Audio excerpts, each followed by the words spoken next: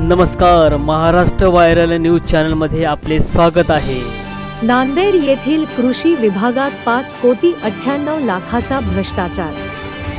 11 कृषी पर्यवेक्षकांसह 3 वितरक व शेतकरी विरोधात नांदेड ग्रामीण पोलीस ठाण्यात गुन्हा दाखल। विभागीय कृषी सहसंचालक लातूर यांच्या पथकाकडून तब्बल 1.5 वर्ष चालली चौकशी। ठिबक आणि तुषार संचाच्या योजनेत संगनमताने केला होता घोटाळा। बनावट कागदपत्रे तयार करून अपात्र प्रस्ताव तयार करून उचलले अनुदान।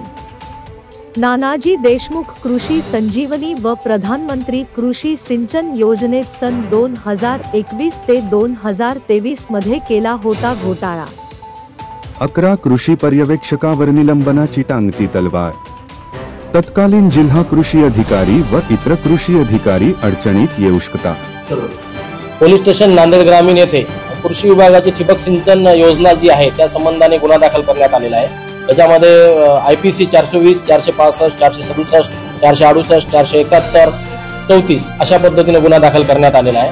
ठिबक सिंचनची जे अनुदानाची योजना होती सरकारची, त्यामध्ये मोठ्या प्रमाणात घोटाळा करून सरकारला वेगवेगळे अनुदान लाटण्यासाठी वेगवेगळे कागदपत्र, पावत्या, बिल हे डुप्लिकेट बनवण्यात आले आणि त्याच्यामध्ये कृषी विभागाचे जवळपास कृषी सुपरवायझर जे आहेत यांचा 11 जणांचा सहभाग आहे।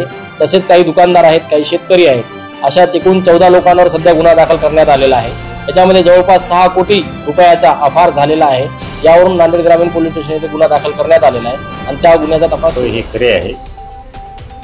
मुखेड, कंधार, नायगाव आणि बिरोली येथील एकूण 11 कृषी पर्यवेक्षकावर आम्ही नांदेड ग्रामीण पोलीस स्टेशन येथे फौजदारी गुन्हा दाखल केलेला आहे।